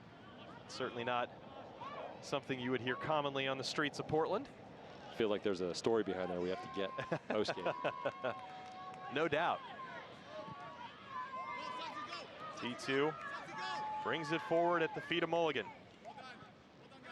Mabin comes over to defend him. Now Zambrano and Mulligan a little 1-2. This ball goes out off Mabin for a T2 throw. That one of the other challenges that T2 will have to face is as this match goes deeper and deeper into the 90 minutes, Colorado's going to sit further and further back. Colorado Springs, rather, is going to sit further and further back behind the ball. Yeah, and it's that low block defending that we saw a lot against OKC as well Wednesday night, and T2 really struggled to break them down. They didn't have too many answers in terms of finding that number 10 to really open up and unlock that defensive line, and I think it's going to be more of the same today. I think they really need to look for Loria. They need to find some of those passing lanes, and if it's not open, you get the ball wide, and then you whip balls into the box and you get runners.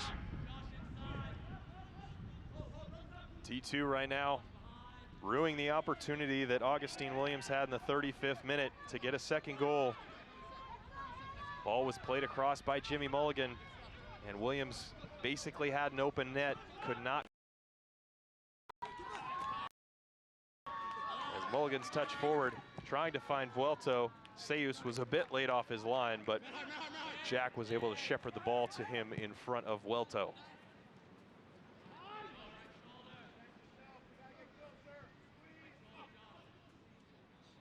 Well, an impressive first 10 minutes of the second half from Colorado Springs as Mabin dribbles around one man, now into the box, takes the shot, and it's a third for Colorado Springs. Martin Mabin, with his first goal of 2018, has doubled the lead for the visitors.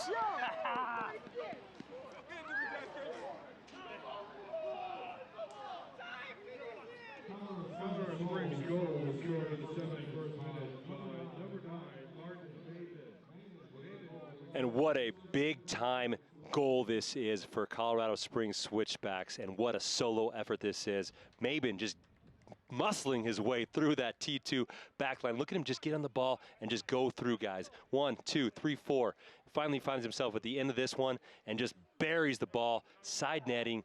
Now it's 3-1 to the Switchbacks. You'd think they're in control of this one. It will certainly take a tall effort in the last 20 minutes for T2 if they're going to find a way back in to at least earn a point in this one. As you look at Alex Mangels, certainly the toughest performance he's had to deal with so far here in 2018 in matches he's started. As you watch the body language of the T2 players now, Colorado Springs are flying, enjoying themselves here on Father's Day in Portland. But you have to think, Fletcher, the defending just so pedestrian there from T2. You have to get a body on Maben. You have to get a tackle on him. You can't just let him run through your midfield line, your back line like that. You have to have some more bite. Do not ever let a player do that through your back line. So very, very much a missed opportunity there for T2. And an audacious shot attempt there from Josh Phillips from about 45 yards out. Don't know if he saw Sayus off his line, but it went all the way out of the stadium. And we'll see our first substitution of the afternoon for T2. It'll be really the lone attacking player with a ton of experience coming on for T2. That's Devin Jamba, making his 5th appearance of 2018. In place of Harold Hansen, whose afternoon is done after 73 minutes. Natty got the goal. And what'd you think of Hansen playing on that right winger position? Yeah, I actually enjoyed watching him play out there. You know, I thought it was going to be difficult for him to find space and for him to find the ball. And it was in the second half, but in the first half, he really, ran up against that back line of the switchbacks, and he was making some good runs. Obviously found enough space to get that goal, which was important for the team. But, in a game where you're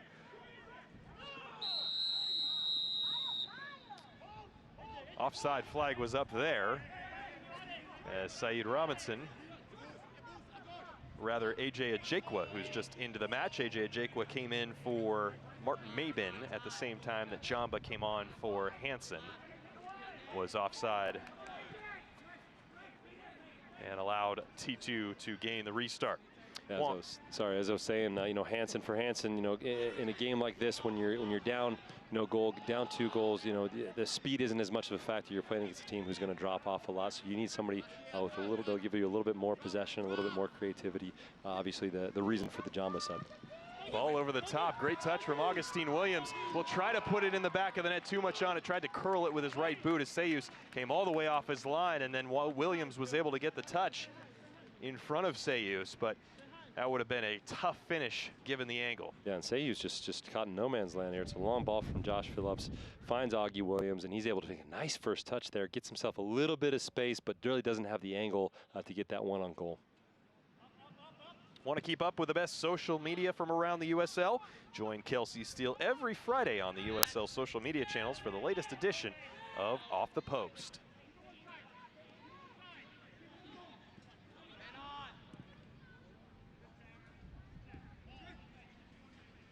T2 now need 2 to at least earn a point. What will be the lost week? So much good work on the road this season has allowed them some flexibility, but you hate to see 2 losses in consecutive home matches against teams that, looking at the schedule, you would have figured would have been 6 points. Yeah, and if you're a veteran on the field, you have to think next goal. We have to get the next goal if you're T2. Got to make sure that you keep fighting, keep battling. If you get that next goal, you're certainly still in the game, but if you give up the next goal, it's probably over. So very important for T2 to maintain that focus, show a little bit of experience here, and see what they can create. Phillips fouls his former teammate Ajekwa. AJ Ajekwa played in the English lower leagues with Biggleswade United in 2015 before coming over to America in his 2nd year with the Colorado Springs Switchbacks. As Suggs will take the restart. Later Robinson, who will go back to Jack. Suggs keeps possession in front of Loria. And now they switch the point of attack over to Hunter. Hunter chips it over, finds Malcolm, who can't control it with his first touch. He'll want that one back as it rolls out for a goal kick.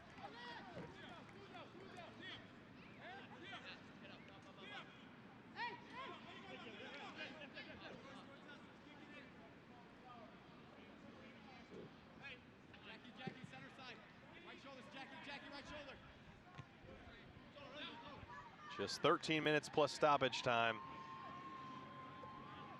left for T2 to find a pair of goals. Zambrano dribbles forward. Now to Loria. Loria defended by Schweitzer. Tries to get around him. Corner of the box. Will cut it back. Play more central. Now go over to Lewis. Lewis lays off to, well, it was Vuelto that laid off to Lewis. Now to Jamba. Gets it caught up underneath his feet. And Colorado Springs are able to clear. Yeah, that's good from T2. The movement right there, the shifting of the point of attack, playing it quickly. They need to do more of that if they're going to create anything here in these final moments. Long switch. Phillips able to keep it in play, but it goes straight to Robinson. Robinson now to Ajekwa. He has space in front of him. Phillips tracking back quickly into the corner of the box. Ajekwa takes the shot off of Phillips. Back to Ajekwa, who still has it. Now reinforcements come. He plays it off of Ajekwa, does Phillips, and out for a goal kick. Good work there by Phillips, the former. Recovery from Phillips there. He gave up the ball higher up the field, and he was able to make the recovery run, close down the shot here, as you can see. Does an excellent job, and then able to win the goal kick here on the ensuing play. Nice work from Phillips. And when you're coming up against your old team, there's a little bit of more saltiness, a little bit more fight to you, to want to prove yourself, to say, hey, don't know what kind of terms he left under leaving the Switchbacks, but certainly you still want to prove yourself no matter what.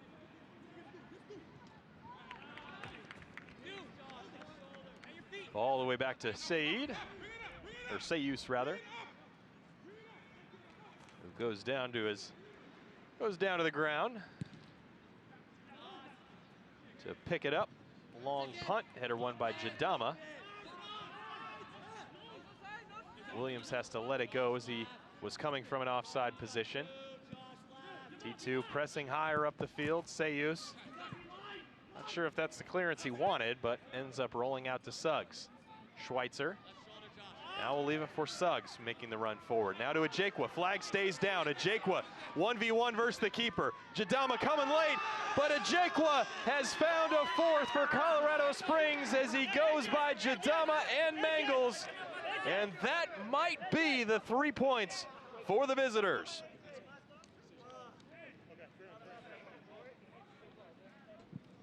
And T2 just certainly unlucky here, the way the ball was played out from Sayus. You think they've got him on the one side, and then they just can't get him closed down, unfortunately. And then it's the ball in behind that just breaks him here. No pressure on the ball. The back line has to drop here. Ajekwa 1v1 with the goalkeeper. I thought he was too late in this, but the defender comes over and closes down the space, but unfortunately it goes right through his legs. He needs to try to keep his legs closed there, but great finish there from Ajekwa. 4-1 to the Switchbacks. You have to think they've got it all locked up right now, and they're going to lock down shop in the back. And we have to say, I mean, what a second half performance by this Colorado Springs side. Based off what we saw in the first 45, now, I mean, it was difficult to think that Colorado Springs had this type of performance in them in the second 45. No, it's surprising, certainly, and you have to give full credit to head coach Steve Trittu. He must have gone in there and riled up his troops, made obviously one tactical change.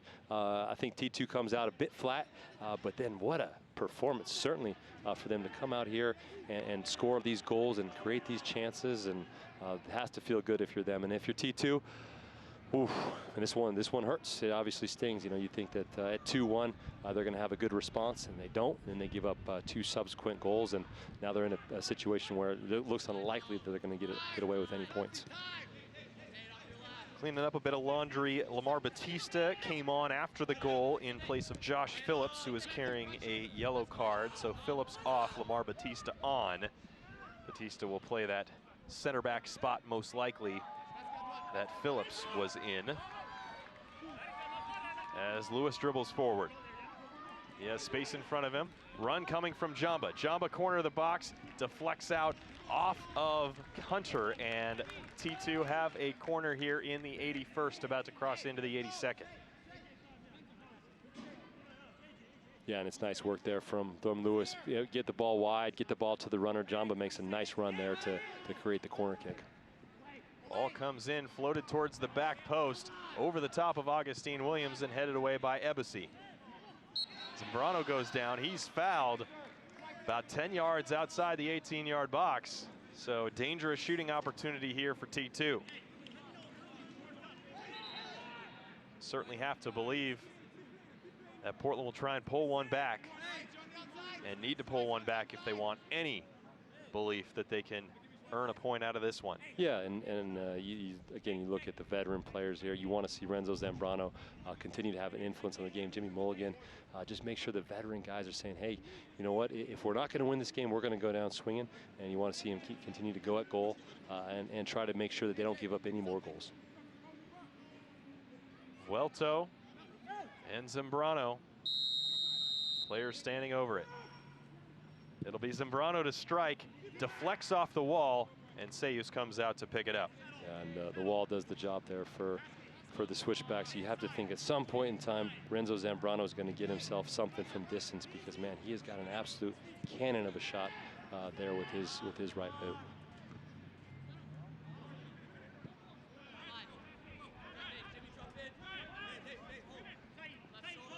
Ball kept in play by Saeed Robinson.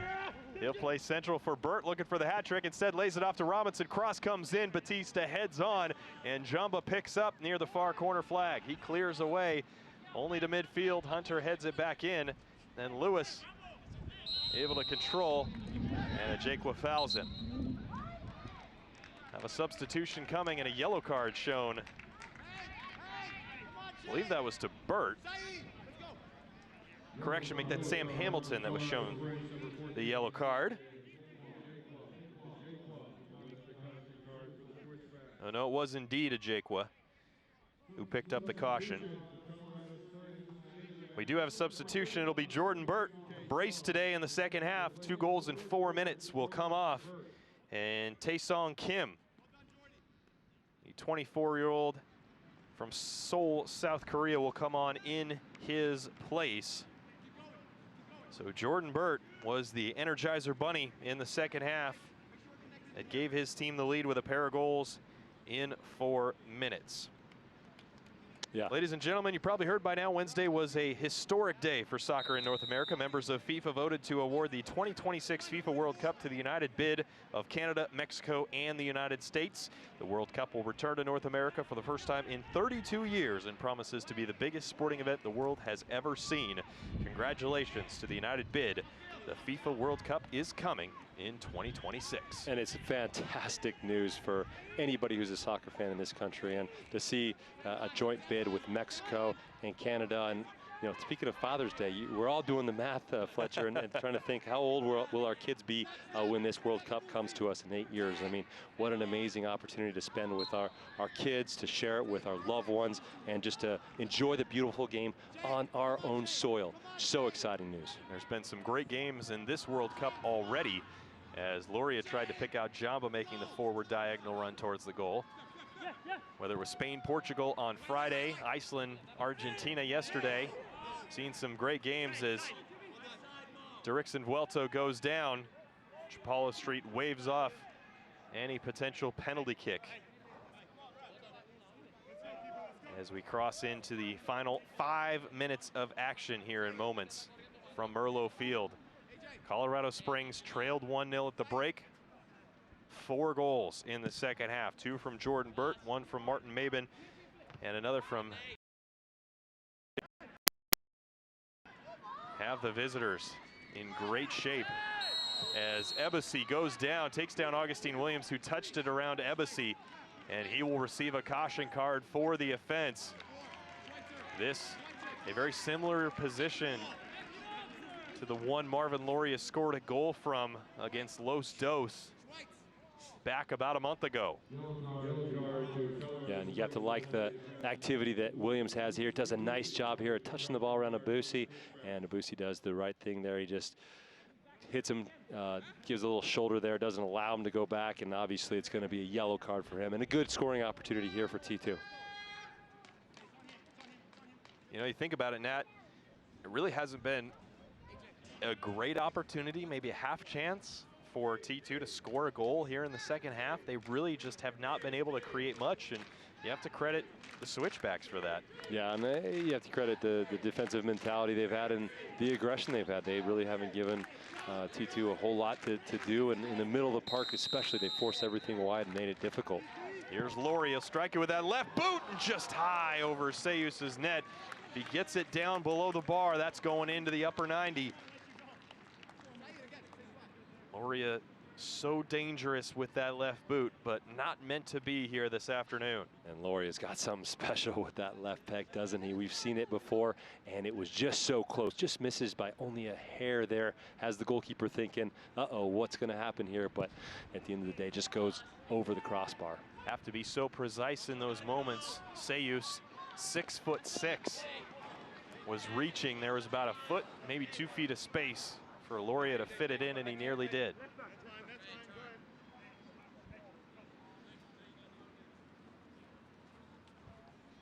So with the ball out to touch, Colorado Springs will take their time. Right there's good, right there's good, let's go. As the minutes wane here, as well do the opportunities for T2 to find a way back in.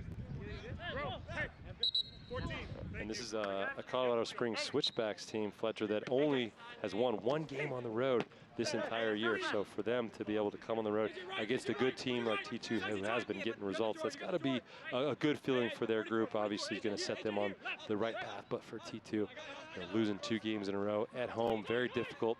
Cameron Knowles is going to have some soul searching to do within the team and try to figure out how to change things. As that ball nearly comes up and hits us up here in the press box. Yeah, things challenging for T2. You hit the midway point in the season. They've got a road match at Reno 1868. 13 days from now, so a week off for T2 before their next match. And then they'll play 3 straight at home. Home July 8th to Fresno FC, the 14th to Swope Park, and the 22nd to the expansion side Las Vegas Lights. And what that does, that time off, it just gives you time to train. It gives you time to figure out, okay, what's my next move going to be if you're Cameron Knowles? Who's still down these next results? Renzo Zambrano's fighting to the end here as his cross comes all the way through before it's picked up by Jamba near the far corner flag. Jamba does well to get into a bit of space, crosses it in. Ebasi, though, there to clear it away and out to touch. But, you know, if we're talking about last year's results, you know, it was far too common to lose at home for that, you know, to just be, you know, the situation T2 were in now. You know, the script has been flipped. You're expecting better from them at home. They've played so much better at home. So for them to drop 2 at home is difficult, obviously, and you expect much better from them this year, which is a good thing. Cam Knowles is a no excuse kind of coach. But he did acknowledge after the midweek match that a lot of the players that he has available to him dealing with mild knocks, mild injuries that they're playing through and fighting through. So that week off will certainly help that as well, help those guys recover. As again, we talk about the experienced players, you are still dealing with a lot of youngsters out there who maybe are still getting used to a 6-7 month long season as Loria earns the corner kick. Yeah, but that's certainly the other side of it, isn't it? Getting guys healthy, and you know, you haven't seen in these last 2 games much involvement from the Timbers, which has helped T2 a lot, you know, in past results. Headed on by Augustine Williams, took a deflection then. The flag stayed down. Took a deflection off a Colorado Springs player and out for another corner kick as we are into the stoppage time, and we'll play 2 minutes as we look at the replay. It's a good ball in from Loria, and Augustine Williams he's able to get up and head this ball down. Unfortunately not on target, almost an own goal from the Switchbacks. This time headed around in there a couple different ways, headed towards Sayus's goal, but in the end cleared away by Colorado Springs. It's been their second half, no doubt about it. And boy, if you're Steve Tritu, you got to be feeling excited because you basically finish up this one. And you have a fair amount of games at home coming up, playing 5 of their next 6 at altitude. Their stadium sits at 6,500 feet above sea level. That's the highest elevation for a stadium of any pro team in the United States. Certainly creates a big time advantage that they'll try and take advantage of against their opponents that are coming in. Teams like Fresno, San Antonio, Orange County, and Sacramento Republic will all have to play at Widener Field here in the next month. And with some of the additions that Steve Tritu has made to his team, they're a little bit more possession-oriented versus the previous season. You know, bringing Sam Hamilton in, having Jordan Schweitzer available. Those guys, like I said, the tempo is a little bit better. They're able to control games more. And at altitude,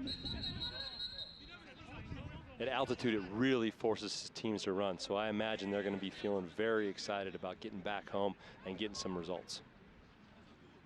This will likely be the last chance of the match for T2, as we have played the minimum of an added 2 minutes.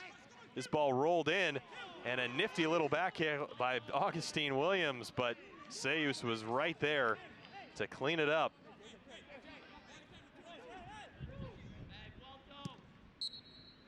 Cleared away and kicked away by Sayus. And what a second 45 minutes from Colorado Springs.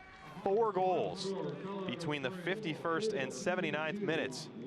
And they earn the 3 points, moving to 6-8-2 on the year on 20 points. Portland Timbers 2, meanwhile, falls to 8-6-2 on 26 points. Nat, your thoughts on the 90 minutes? Yeah, tale of 2 halves for T2. Certainly the first half, they were the better team. They were creating the better chances, stretching that back line of the switchbacks. However, they go into halftime. Steve Tritu has some words with his team, makes a tactical adjustment, brings Burt in, Malcolm outside, and that changes everything. Burt's able to get 2 goals. T2 doesn't look as good defensively. They don't have the energy that we saw in the first half, and the switchbacks were by far the better team. All right, let's go ahead and take a look back at the highlights from this one.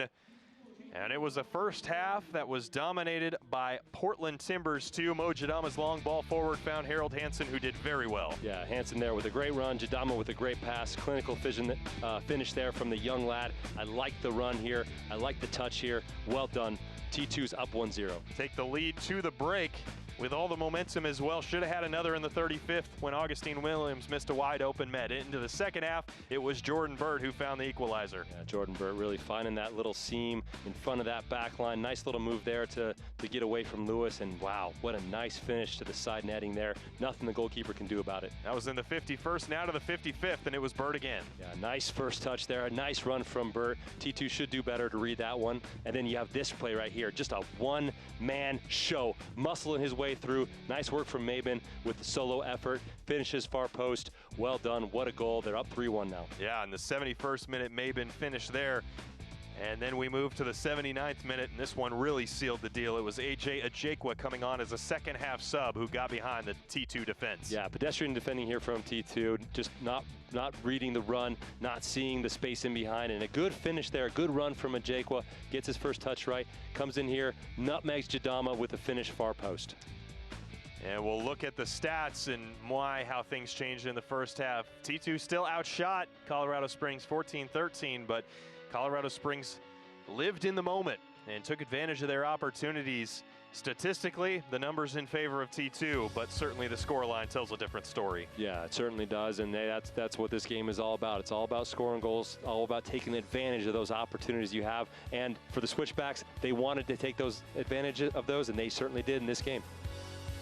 Well, it wasn't the Father's Day that T2 fans and players would have wanted, but for Colorado Springs, it was an impressive second half performance that now carries them in to 5 of their next 6 at home at altitude in Colorado. That'll do it for us here today from Merlot Field. For our entire broadcast team and my partner Nat Borchers, I'm Fletcher Johnson. Have a great rest of your Father's Day, and we'll talk to you in a few weeks here as Portland plays their next home match against Fresno FC on July 8th, right back here at Merlot Field.